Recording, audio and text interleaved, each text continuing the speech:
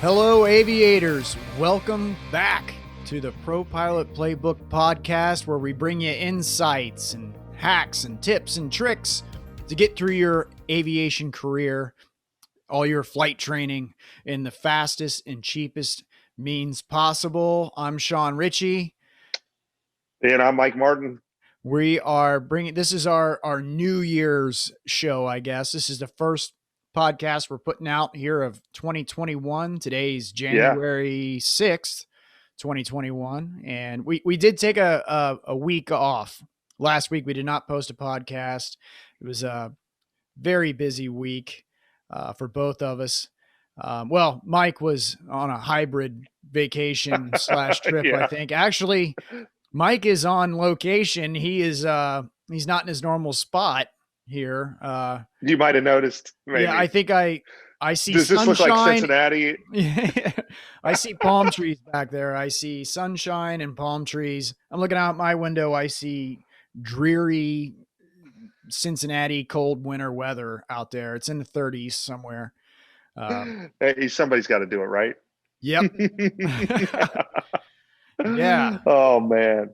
Yeah. Great. So, I mean, very busy week in aviation. You know, on the 26th of December, you know, is quite possibly in our realm of, you know, aviation in the corporate world.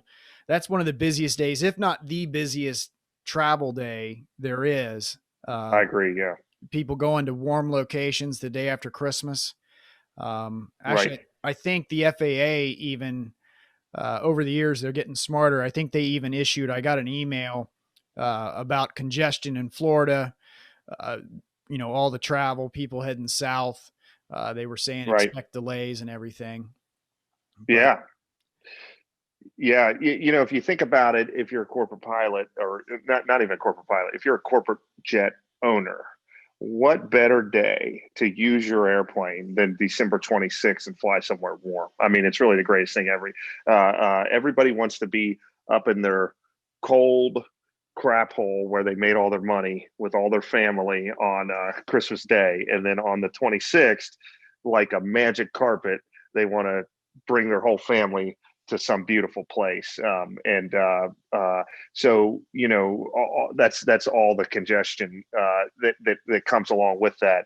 And actually so I've flown for several different operators in this type of flying, and we always fly on the 26th, typically to Miami, Fort Lauderdale, Naples, Palm Beach, or the Bahamas is very popular too, all those places. We run into what they have is they have flow control issues as the air traffic control goes through the northern part of Florida. They have delays. They can't handle congestion. And, you know, in the old days, they would have everyone take off, and then you would fly to where you're going to get there, and there'd be too many planes to land. So you would, you know, fly in holding patterns, and they'd stack you up, and then you'd land. And then, you know, I don't know, 20 years ago, somebody's like, maybe this isn't the smartest thing to do, to just have all these airplanes flying around with people on it wasting gas, and there could be an accident. So now they monitor all the airplanes, and they have what's called flow control. So they know where you're going and when you're going to take off, and they know if you're going to be able to land when they get there. So they stop you. It's called a ground stop or gate hold. They'll stop you at your departure time, and you'll get what's called an edict time, and then it'll allow you to take off at a certain time so that when you arrive in your tropical destination, there's no delay. Yeah, that's kind of how the system works. The computers are able to see all the flight plans in the system and the congestion, and the computers will start spitting these things out, and they'll issue these things for certain destinations. Yeah. Yep. So we adapted to this. You know, what time, I'll ask the viewers, would you want to leave if you owned a private jet and you'd like to go somewhere tropical on December 26th? Well, 10 a.m., right? It's perfect. You get to wake up at your own pace and then go to the airport. It takes you a little bit of time to get the airport, jump on the jet, and leave. Well, if you leave at 10 a.m., you may get delayed 2 or 3 hours in some cases. So we've shifted our departure, our operation to 8:30 in the morning, and we got out actually no problem. But an hour or two later, you start to get delayed, and then it eases up again in the afternoon. When everybody's traveling, so you learn how to kind of game the system. As you get better at it.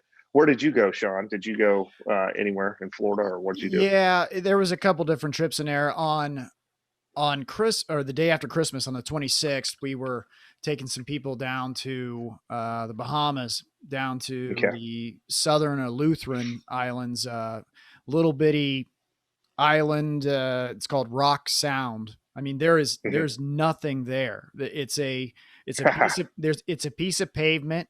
There's Yeah. with no runway lights. There's no runway markings. There's no tower. It's just an uncontrolled. There's a shack there. There's no Jeez. taxiways. It's pretty unimproved. I mean, there's potholes and stuff, and I mean, it's borderline. Well, I shouldn't say that because there's plenty of jets that go in and out of there. But I mean, it's a rough it's a rough piece of pavement, and Yeah. because there's no services down there, you've got to. We were picking our people up in Florida anyway, but Right. you got to go in there with enough fuel to get back out to go wherever you're going. And we happen to be in Fort Lauderdale, which was a perfect spot for this particular jet that I'm flying. And, Hmm. we fueled up and it was a madhouse. I mean, Oh it yeah, was that's where I was. I didn't know we were there the same day. Then on the really, 26th, you were. I was at FLL, or where were you at? yeah. Yeah. FLL. Yeah. Oh, nice. Yeah, I didn't see it at Shelter. I was there. Yeah. I was at Shelter too. Are you kidding me? Unbelievable. Yeah. Yeah. That's funny. Actually, that brings up Yeah. something that Right we there were next gonna. to customs. Yeah. Yeah, yeah, that's Yeah. great. What time But did you land? I mean, that ramp was a mess. It was a mess, man. Yeah, it was a war zone. They told me they had 100 arrivals. Is what they told me there. Wow. Yeah, so we got Yeah. out there. I don't know. Yeah, the line. I mean, we were waiting, and then they gave us another time. They kept adding to our time, and we're sitting there burning fuel, and I'm doing math real quick to make sure. I see, yeah, I still got enough fuel to get back and meet the reserve requirements, whatever. But it got close. It got close to where I was getting ready to. If it went any longer, I was gonna have to pull out of line and go back and get some more fuel. Um, Jeez, yeah, that little jet man. I fly doesn't like you're in a different animal. The thing you fly, can tanker some fuel around, but Yeah, the Challenger. yeah. Top that baby off, man, and go to. I remember when I was flying a 604, Challenger 604, which is slightly bigger than the one I'm in now. We did LAX to Bermuda with still enough fuel to get back to North Carolina. Because Bermuda's like a rock in the middle of Sure. the Yeah. freaking nowhere, and we flew one guy. I remember from LAX all the way to Bermuda, which is way out in the Atlantic Ocean in the middle of nowhere. And then, of course, we had enough reserve if the runway, because there's only one runway there in Bermuda. If you had to go around, you could just go back to the U.S. But yeah, that's one thing. The big airplanes, they make you sweat fuel a little bit less. That's for sure. And in those situations, I can remember I used to fly Lear 31, and man, that thing, it was like a fuel emergency right when you left. Oh yeah. Taxi out. I've You been in flew that that too, didn't airplane you? too. I've been in that Yeah. airplane too. Oh yeah. That's a 2 hour fighter jet. That's yeah. Goes really Yeah. fast, looks cool, and yeah. But Yeah. But yeah, you're always sweating the gas, man, and that is not. Yeah, it's not a fun thing, but yeah, Yeah, in I mean, sporting events, you're taxiing out and you're number 30 for takeoff. oh yeah. I've left some NASCAR races before that. Yeah, it's just nuts. And the NASCAR races they're even, all those race teams have aircraft also, so Yeah. and you're not always at a big airport either where they're used to Mm-mm. handling that amount of traffic. So those things can get nuts. But yeah, the sporting events, I said it was a busy week, like the day after New Year's, January 2nd is also a very busy day. Yes. And I did the same flight as I did the day after Christmas on the day after New Year's, only it was even more involved. There was 6 legs that day, dropping off all his friends and family everywhere after we brought him out Mhm. of the Bahamas. But yeah, just busy week. But Man. sometimes it doesn't work out like that. I didn't get to stay in any cool beach locations, but I have had the opportunity to get to live like the passengers every now and then. And I remember a trip one year where we left Christmas night, Christmas evening. They wanted to get down there Christmas night. They had to wake up on the beach on the 26th. And, I wasn't very happy about going and working on Christmas evening, but I get it now because Yeah. I got to wake up on the beach in the Bahamas again this time, different island. But there is some magic in waking up on a beach the day after Christmas, toes in the sand. You got the surf, the sun, the heat, and that all that Christmas stuff is behind you. Oh man, that's a good It's feeling. it probably is the best day to travel. Yeah, yeah, yeah. You brought up New Year's. I remember a story when I was flying for a charter operator. Now this is probably about 10 years ago. We took a guy into this island called Anguilla, and it's down by St. Martin. It's very exclusive. There's no airline service in there, and we had a celebrity on board.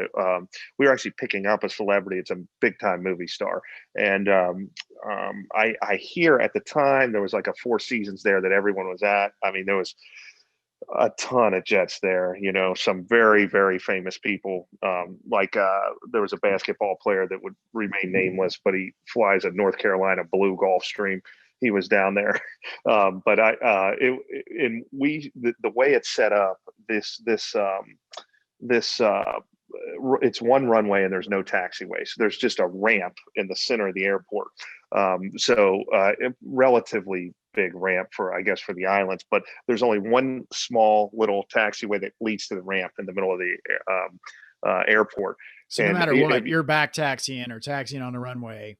Oh yeah. No matter which way you're landing. Yes. So picture an airport set up like that, and you got 40 G5s and Falcons and Citations just stacked on the ramp like cordwood, right? So we land empty to pick up this person, and we got enough fuel. We didn't need fuel, and then it's just straight grid. Like they have a tower there, but they don't really know what they're doing. And there's barely enough room for us to get on the ramp. And then there's airplanes that are trying to get out that, planes are streaming in, so they can't let the guys that have been there out because we got to get out of their way for them to even get out. And then as soon as you land, you immediately have to get off the runway so somebody else can land. So there's all these planes coming in, nobody can get out. The FBO is a complete war zone. Their fuel, Chaos. No one can get fuel. People need more fuel. Yeah, that was probably one of the most congested situations that I've been in the island. So speaking about the fuel thing, you need to make sure you're prepared for that, because you land down there and then you sit for 2 hours and you don't have enough fuel now to go where you're going, and then you got these crazy island people they're running out of fuel or whatever, and it's all mismanaged. It's fuel truck's empty. Yeah. Then you got rich people in the back that aren't used to waiting. Right. Yeah. They don't understand this. No. But I would agree, waking up in the warm climate. Now, a lot of our viewers probably live in a warm climate, so it's not a big deal to them. But us Midwesterners, buddy, or people in the Northeast or something, I mean, there's nothing like it. And it's a big perk. So what I've been doing is on these trips is I'll have, and I think we talked about this in another podcast, but it's good to bring it up, is I'll have my family come down and meet me on the airlines. And then, that saves money because I'm already down there. And then we'll stay somewhere, tropical. So this year we went all throughout the Florida Keys. So I had a flight into Fort Lauderdale, as we mentioned, and it was for 10 days. So they came down and we drove to all the different keys and stayed in different hotels all the way down there. And it was just fantastic. And nice. So your family joined you. Yeah. Your family joined you on the job. Yeah. You got it. That's happened to me a few times too. Actually, it's happened before where the owner let me bring my family onto the jet. Oh, I mean, man, now there's a perk right there. Yeah. I mean, that doesn't happen all the time, but right. It has happened before. And but it's just as easy not just as easy, but you can also throw them on the airlines and have your family meet you if you're going to be somewhere for a few days, somewhere nice. The hotel's already paid for. Your rental car's already paid for. Hmm. So yeah, airline them in and make a vacation out of it. Just another little perk of being a pilot. Yeah, yeah, and hang in there. And I know we talked about the hotel points. You get all of those points to stay. So when you're, in New York, you're building and you're staying in a hotel the company's paying for and training. You're accruing these points, and then you can use them at these luxury resorts. And I mean, I'm talking some of these Hiltons and Marriott's, the high end ones, and vacations are Oh yeah. unbelievable. So now you got free airline ticket or a free way down there, and then you free hotels, and the rental car places all give you points. I mean, there's a lot of really really really nice perks that we covered in different aspects of this, but it's good to bring up to people because it is good. And I think, Sean, you airline a lot, so you get a lot of sky miles, right, from all your Right. travel. Yeah, actually it Yeah, is Sky Miles. That's the Delta yeah, name. I do that's my yeah, you're getting a little glare there, huh? yeah, yeah, yes, I Yeah, gotta fix that. yeah, it's good when you get into this type of thing. It's good to stick with one brand, So for airlines, I'll use Delta, and then Yeah, that's how you get your status up. And it's not just for the airlines, it's not just the miles, that get you right. your free flights for you and your family, but once you get that status, then you start getting upgrades. You buy a seat in the back, but you get upgraded to first class every other flight. Um, Hmm.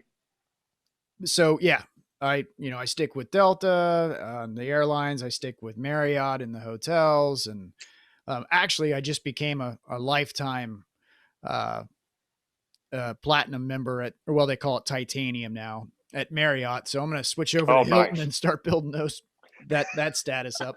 But the rental cars, even the rental cars, you get. I use Enterprise a lot, so I think it's 5 or 6 rental days. You get a free rental day. So even the rental car companies are doing it.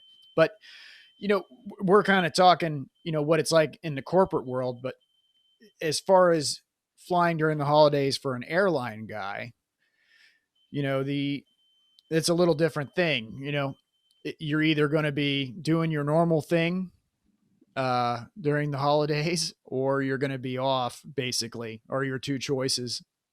Yeah, yeah, It's no, no, busy you're for right. them too. I mean, those airlines are packed during Right. during the holidays, and they're busy as well. But it's just another day. I mean, if Christmas falls on a Thursday, the airline's normal Thursday schedule is still the same typically. Um, Right.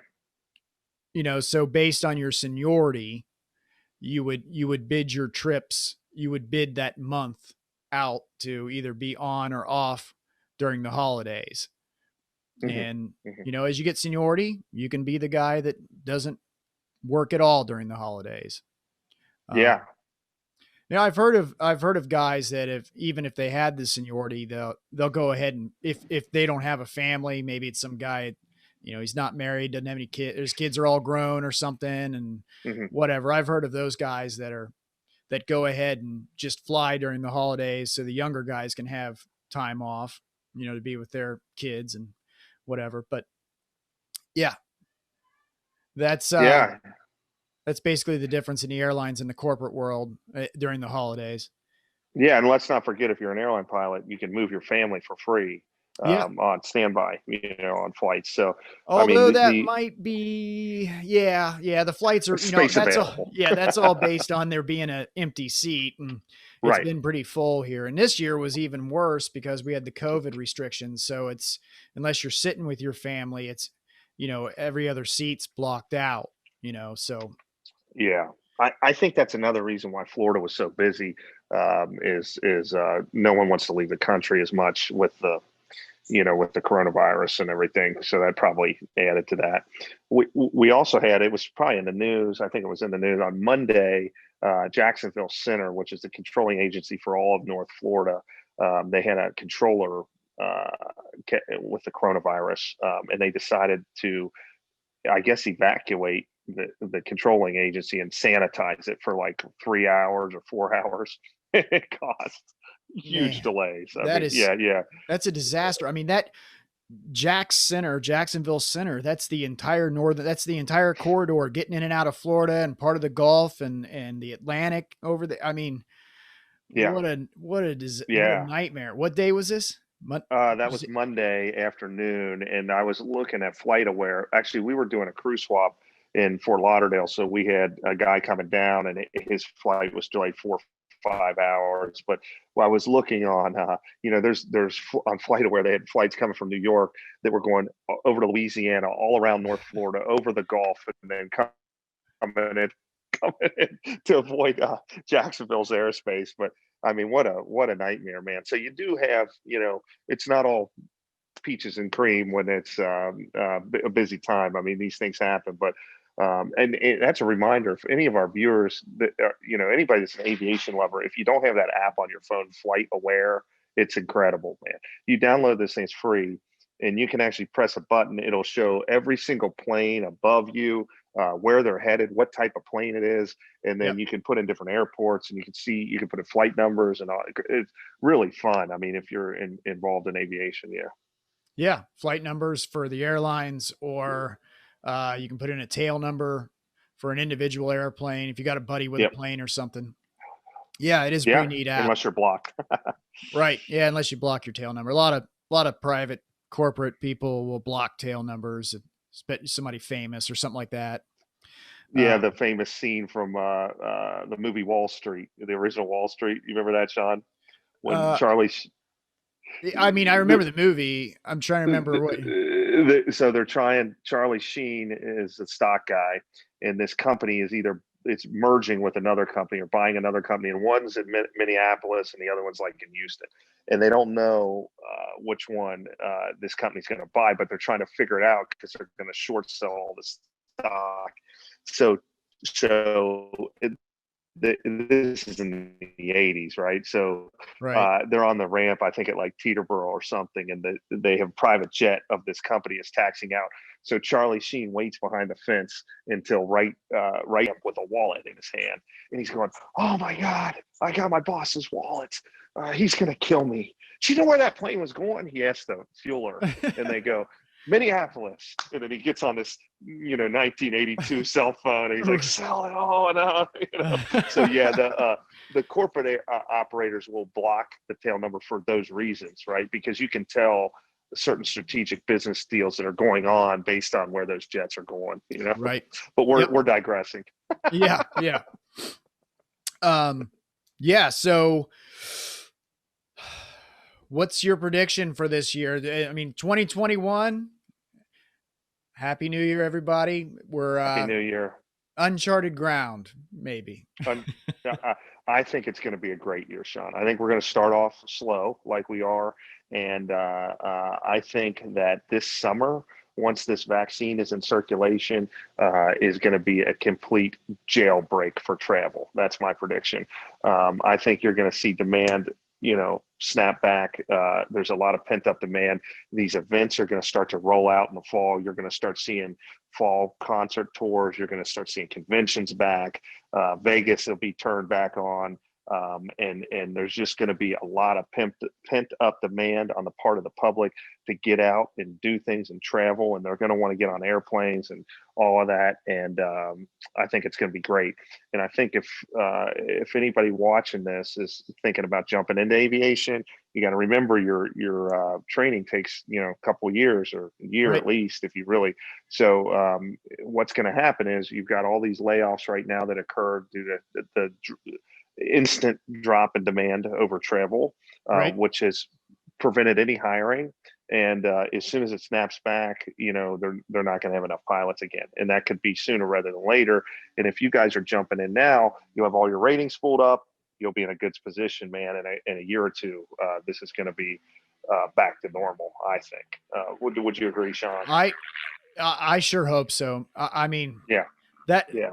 that would be my prediction too. I mean, fingers Yeah. crossed. We Yeah. were already before the COVID thing. We were already on the brink of a disaster with the pilot shortage. The pilot shortage was Yeah. there, and it was intensifying. And then the COVID thing really leveled everything out. But I've said it before on this podcast about how once everything spins back up again, now that all these airlines have laid guys off or furloughed guys, well, there wasn't, I mean, they've definitely stopped hiring. You had flight schools that went out of business. You had people that stopped flight training because of uncertainty.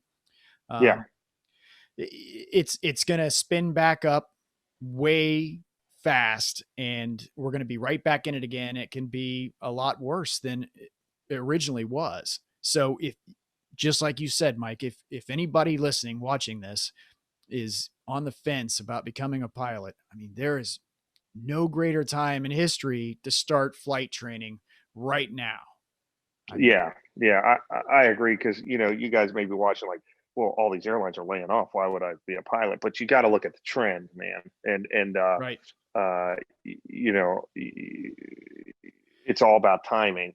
And now if you are a guy that's looking for a job right now, just coming out of flight school, okay, yeah, it's probably not the best, but just hold on a little bit and it'll come. But for a person just getting started, I don't even think they're going to be affected by the coronavirus. No, I would say no, not at all. Uh, if any, it might be something. Well, no, I'm not even going to say that. No, yeah, a New Year's resolution, a great New Year's resolution for somebody watching this that wants to be a pilot would be go to your local airport and take an introductory flight. Get out there and take one of their intro flights, and just start doing it. Take action. Take action, man. That's it, man. That's it. That's all you got to do. If you want to be a pilot, go to the airport, meet somebody, and take a flight, and start researching this stuff, start reading books, and get this done. You're not going to get anywhere sitting on your couch. And remember, doing nothing is doing something. I mean, if you're just sitting around in a job you don't like, you're just perpetuating that by sitting there. So I still think it's a great opportunity. We started this course in this podcast when there was an unprecedented demand for pilots, and Sure. we wanted to get information out there to get people in the business. And then, of course, that went away like a light switch with the coronavirus. But when you really analyze the situation, and the trends and what was occurring pre-corona and what's about to happen after corona, I would not be discouraged to jump in. Right. And this industry's always been uh, cyclic anyway. There's always Mhm. ups and downs that, would follow the economy, and but this is like a little bubble. I mean, like I just said, we were on the pilot shortage was real. It was there, it was happening. And then this thing came in instantaneously and killed all that temporarily. And Right. I think it's gonna go away just as fast as it came in, and we'll be on the other side of it even worse. Yeah. Yeah. That's right. That's right. Well, good, man. Well, everybody enjoy 2020. So, Re- real quick, well, yeah. what's the temperature like where you're at? I mean, I see you're in a Well, t-shirt and I'm not wearing a everything. jacket. Yeah. It's about, so I'm in North Florida, and it's about probably 65 right now. So it's beautiful. I mean, almost no wind, and it's yeah, really calm. You get there's almost three different climate zones with Florida. You got the north side, in the dead of winter. Central Florida, pretty moderate, and then South Florida, which is just like the chunkle. I mean, tropical. You were in Fort Lauderdale, man. It's like Right. you can swim every day. It's Yeah. incredible, Yeah. So to me, actually, this is probably the perfect climate, because you get like a touch of winter. I had a guy tell me here. He said, "We have two seasons: summer and January." So you get a Right. little touch of. You could get a jacket out. You could build a little fire, and then it's gone. And then it's summertime again. But yeah. So I'm here, and then Key West, of course. I mean, all of the Keys. I was in Marathon, and all that was in the high 70s to 80, 81, 82. It's the dry season in the winter, so it never rains. You got that crystal blue water. I mean, it really is paradise. Oh yeah. but yeah. But that's the thing, Sean. You get this job and you get to experience all this stuff, and then you know where to go on vacation. I always tell my family I don't like to take them on vacation anywhere that I haven't already been. I got to go test it out first. Make sure they're really going to like it. So yeah, it's a very unique thing, and I have a lot of my friends call me that aren't pilots asking where to go. Well, where do you like? I mean, where would you go? Because they know I've hit all the good places. Exactly. Yep. Right. Yeah. Good. All right. Well, yeah, so there you have it. This was our podcast on being a pilot during the holidays. Yeah. So if you have a question, one of the things we've been doing a lot, I know those of you who watch, we've been answering a lot of questions on the podcast. Yep. If you have a question for us, you can send us a question and we'll answer it here on the podcast at Pro-Pilot Playbook. You can email us podcast at propilotplaybook.com and we'll answer it here. Awesome. We'll have a great new year, and keep the questions coming. We love them. It gives us topics to talk about, and everybody needs to get to the airport and start flying. Yes, exactly. Happy That's a great resolution. Drive to the airport. All right. All right. Thanks for watching, folks, and we will see you next week. Bye-bye.